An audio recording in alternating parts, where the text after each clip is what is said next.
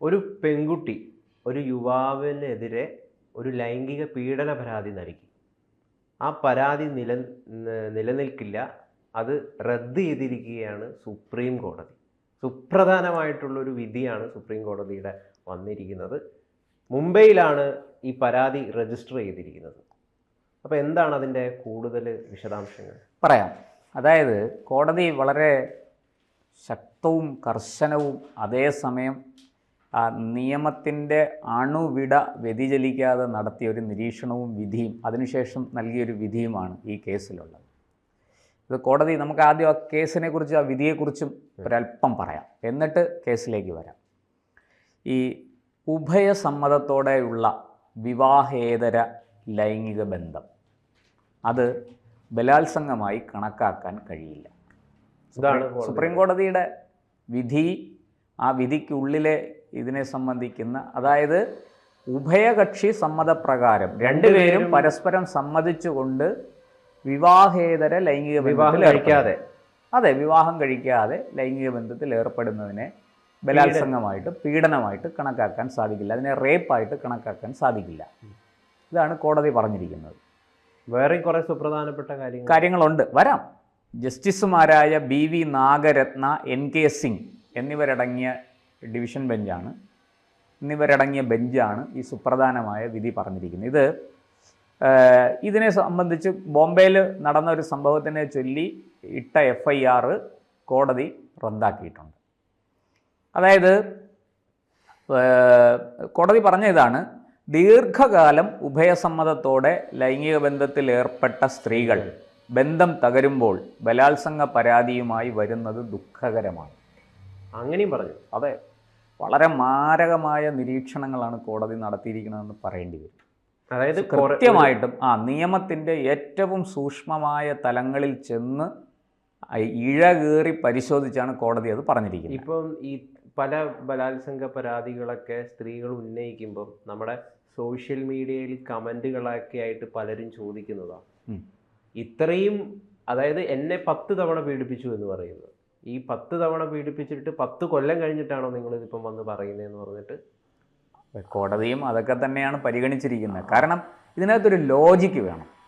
ഒരു പരാതി ഒരു പോലീസ് ഓഫീസറുടെ അടുത്ത് വരുമ്പോൾ പോലീസ് ഓഫീസർക്ക് ലോജിക്ക് വേണം. ആ പരാതിക്ക് അടിസ്ഥാനമായ കാര്യങ്ങൾ എന്തൊക്കെയാണ്, ആ പരാതി നിലനിൽക്കുന്നതാണോ, പരാതി ജെനുവിനാണോ തുടങ്ങിയ കാര്യങ്ങൾ അദ്ദേഹത്തിൻ്റെ വിവേചന ബുദ്ധിക്ക് വിധേയമാക്കണം. അല്ലാതെ ഒരു പരാതി കിട്ടിയ ഉടനെ ഒരു കേസ് ചാർജ് ചെയ്യുക അല്ല വേണ്ടത് എന്നാണ് കോടതി. ഇതിലെ പരാതിക്കാരിയായ പെൺകുട്ടിയും ആർക്കാണോ പരാതി ഉന്നയിച്ചത്, ആർക്കെതിരെയാണോ, അയാളും തമ്മിൽ പ്രേമത്തിലായിട്ട് 2008 മുതൽ ഇവർ തമ്മിൽ. ഞാൻ അതിൻ്റെ വിശദാംശങ്ങളിലേക്ക് വരാം. ഞാൻ ആദ്യം കോടതിയുടെ നിരീക്ഷണങ്ങളൊക്കെ പറയട്ടെ. സുപ്രീം കോടതി എന്താ പറഞ്ഞിരിക്കണമെന്നാണല്ലോ നമ്മുടെ വിഷയം. ഇപ്പം രണ്ടുപേര് തമ്മിലുള്ള വ്യക്തിപരമായ കാര്യം അല്ലല്ലോ, അതിനേക്കാളും വളരെ പ്രധാനപ്പെട്ട കാര്യങ്ങൾ. ഈ നാട്ടിൽ ഏത് സ്ത്രീക്കും ഏത് പുരുഷനെതിരെ ഇങ്ങനെ ഒരു പരാതി കൊടുക്കാം എന്ന ഒരു സാഹചര്യമില്ല. അങ്ങനെ ഒരു നിയമമില്ല. മറിച്ച് നിയമം എല്ലാവർക്കും ഒരുപോലെയാണ്, സ്ത്രീക്കും പുരുഷനും ഒരുപോലെയാണ്. സ്ത്രീയുടെ സുരക്ഷയ്ക്ക് കൂടുതൽ പ്രാധാന്യം നൽകുന്നു. പ്രത്യേകിച്ചും ഇത്തരത്തിൽ സ്ത്രീ ഉപദ്രവിക്കപ്പെടാൻ സാധ്യതയുള്ളതുകൊണ്ട് തീർച്ചയായിട്ടും സ്ത്രീയുടെ സുരക്ഷയ്ക്ക് നമ്മുടെ നിയമം, നമ്മുടെ വ്യവസ്ഥ, നമ്മുടെ കോടതികൾ, നമ്മുടെ ഭരണ സംവിധാനം, നമ്മുടെ പോലീസ് ഒക്കെ പ്രാധാന്യം കൂടുതൽ നൽകുന്നു. നിയമത്തിൻ്റെ മുമ്പിൽ എല്ലാവരും തുല്യരാണ്, അവിടെ ലിംഗഭേദമൊന്നുമില്ല, അല്ലേ? ഈ കോടതിയും വളരെ കൃത്യമായിട്ട് പറയുന്നു. എന്താ, നിങ്ങൾ രണ്ടുപേർ വിവാഹം കഴിക്കാതെ, രണ്ടുപേർക്കും വേറെ എന്താ പറയണ്ടേ, രണ്ടുപേരും വിവാഹം കഴിച്ചവരാവും വേറെ, പക്ഷേ നിങ്ങൾ രണ്ടുപേർ പരസ്പരം വിവാഹം കഴിക്കാതെ ഒരുമിച്ച് ജീവിച്ചിട്ട്, അല്ലെങ്കിൽ വിവാഹം കഴിക്കാത്ത ഒരു സ്ത്രീയും വിവാഹം കഴിക്കാത്ത ഒരു പുരുഷനും കൂടെ ഒരുമിച്ച് താമസിച്ചിട്ട് കുറേ കാലം കഴിഞ്ഞ് പിണങ്ങി ബന്ധം തകരുമ്പോൾ, നിങ്ങളുടെ ലിവിങ് ടുഗദർ തകരുമ്പോൾ പോലീസിനെ സമീപിച്ച് FIR ഇടുന്നത് തെറ്റാണ്. അത് ഉഭയകക്ഷി സമ്മതപ്രകാരം നിങ്ങൾ പരസ്പരം ദമ്പതികളെ പോലെ ജീവിച്ചതിന് ശേഷം വന്ന് എന്നെ വിവാഹ വാഗ്ദാനം നൽകി പീഡിപ്പിച്ചു എന്ന് പറയുന്നത് തെറ്റാണ് എന്നാണ് കോടതി പറയുന്നത്. അത് ശരിയല്ല. അത്തരം സംഭവങ്ങൾ ധാരാളം ഉണ്ട്. അതുകൊണ്ടാണ് കോടതിക്ക് ഈ വിഷയത്തിൽ ഇങ്ങനൊരു ഇടപെടൽ നടത്തേണ്ടി വന്നിരിക്കുന്നത്, സുപ്രീം കോടതിക്ക്. അപ്പോൾ കപട വിവാഹ വാഗ്ദാനം നൽകിയാണ് ലൈംഗിക ബന്ധത്തിൽ ഏർപ്പെട്ടത് എന്ന് ഈ മുംബൈക്കാരിയായ സ്ത്രീ പരാതിപ്പെട്ടിരിക്കുന്നു. അപ്പോൾ കോടതിയുടെ മറുപടി, എങ്കിൽ അതിന് പരാതി നൽകേണ്ടത് ബന്ധം തകരുമ്പോൾ അല്ല. സുപ്രീം കോടതി പറയുകയാണ്, ഇത് ഒരു വിധവയായ സ്ത്രീ, അവരുടെ പേരും കാര്യങ്ങളൊക്കെ പറയുന്നുണ്ട്, പേരൊന്നും നമുക്ക് വിഷയമല്ല, വിവാഹിതനായ പുരുഷൻ, അവർ തമ്മിലുള്ള ഈ കേസ് ആരംഭിക്കുന്നത് 2008-ലാണ്. 2008-ലാണ് ഇവർ തമ്മിൽ പരസ്പരം ഒരുമിച്ച് ജീവിക്കുന്നത്, അല്ലെങ്കിൽ ഈ പറയുന്നത് പോലെ വിവാഹ വാഗ്ദാനം നൽകി ഇവരൊരുമിച്ച് ദമ്പതിമാരെ പോലെ ജീവിക്കാൻ ആരംഭിച്ചത്. അന്ന് വിവാഹ വാഗ്ദാനം നൽകി ഇയാൾ തന്നോട് ലൈംഗികമായി ബന്ധപ്പെട്ടു എന്നാണ് ഈ സ്ത്രീ പറയുന്നത്. ഇത് കുറേ കാലം കഴിഞ്ഞപ്പോൾ ഇദ്ദേഹം ഇതിൽ നിന്ന് പിന്മാറി. ഈ പിന്മാറിയപ്പോഴാണ് ഇവർ പരാതിയുമായിട്ട് വന്നിരിക്കുന്നത്. ഈ എന്താ പറയണ്ടേ, എന്നെ പറ്റിച്ചു, വഞ്ചിച്ചു, ചതിച്ചു, ഇത് പീഡനമാണ്. അപ്പോൾ കോടതി ഇത്രേ പറഞ്ഞുള്ളൂ, അത് പീഡനത്തിൻ്റെ പരിധിയിൽ വരില്ല. ഉഭയസമ്മതപ്രകാരമാണല്ലോ കാര്യങ്ങളൊക്കെ നടന്നത്, അതുകൊണ്ട് അത് പീഡനത്തിൻ്റെ പരാതിയിൽ വരില്ല. കപട വിവാഹ വാഗ്ദാനം നൽകിയിട്ടുണ്ടെങ്കിൽ അതിന് പരാതി വേറെയാണ്, അത് വേറെ രീതിയിലാണ് കൈകാര്യം ചെയ്യുന്നത്, അത് പീഡനത്തിൻ്റെ പരിധിയിൽ അതിനെ പെടുത്താൻ പറ്റില്ല എന്ന് പറഞ്ഞ് കോടതി വളരെ കൃത്യമായിട്ട്, ഇത് മുംബൈ ഖാർഗർ പോലീസ് സ്റ്റേഷനിൽ രജിസ്റ്റർ ചെയ്ത കേസാണ്. എന്ന് മാത്രമല്ല, ആ കേസ് റദ്ദാക്കി കളഞ്ഞു കോടതി. അപ്പം ഇവിടെ ഇത് വളരെ വ്യക്തമാണ്. നമുക്ക് ഇന്ന് ഈ വിധിയിൽ നിന്ന് ഒരുപാട് പാഠങ്ങൾ പഠിക്കാനുണ്ട് സമൂഹത്തിന്. ഒന്ന്, പെൺകുട്ടികൾ അല്ലെങ്കിൽ സ്ത്രീകൾ ഇത്തരം കപട വാഗ്ദാനങ്ങളിൽ പെടരുത്, അല്ലേ? അവർ അവരുടെ സുരക്ഷയെക്കുറിച്ച് എപ്പോഴും ബോധവതികളായിരിക്കണം. ആ സുരക്ഷയെക്കുറിച്ച് ബോധമില്ലാതെ എന്തെങ്കിലും പ്രവർത്തിച്ചിട്ട് മറ്റു ബുദ്ധിമുട്ടുകളിലേക്ക് പോകരുത് എന്നൊരു മുന്നറിയിപ്പും കൂടി കോടതി അതിനകത്ത് വയ്ക്കുന്നുണ്ട്. എന്തായാലും സ്ത്രീകളുടെ സുരക്ഷയ്ക്ക് നമ്മൾ വലിയ പ്രാധാന്യം കൊടുക്കുന്നുണ്ട്, അതിലൊരു തർക്കവുമില്ല. അപ്പോൾ ഇത്തരം വാഗ്ദാനങ്ങൾ ഏതെങ്കിലും പുരുഷൻ നൽകി ചതിച്ചാൽ അതിന് കേസ് തീർച്ചയായിട്ടും വേറെ ഉണ്ട്. ഇതില് ഇദ്ദേഹം ആർക്കെതിരെയാണോ പരാതി ഉള്ളത്, അയാള് വിവാഹിതനാണ്. ഇത് ഇദ്ദേഹം വിവാഹിതനാണെന്ന് അറിഞ്ഞുകൊണ്ട് തന്നെയാണ് ഈ സ്ത്രീ അയാളോട് ബന്ധം സ്ഥാപിച്ചത്, അല്ലെങ്കിൽ അയാൾക്ക് ബന്ധം സ്ഥാപിക്കാൻ അവസരം കൊടുത്തത്, അതിന് സമ്മതിച്ചത്. അപ്പോൾ ഇതെല്ലാം കോടതി പരിശോധിച്ചിട്ടാണ് വിധി പറഞ്ഞിരിക്കുന്നത്. അല്ലാതെ കോടതി ചുമ്മാ വെറുതെ എന്തെങ്കിലും കണ്ട് ഒരു പരാതി വന്ന ഉടനെ അത് അങ്ങനെയല്ല.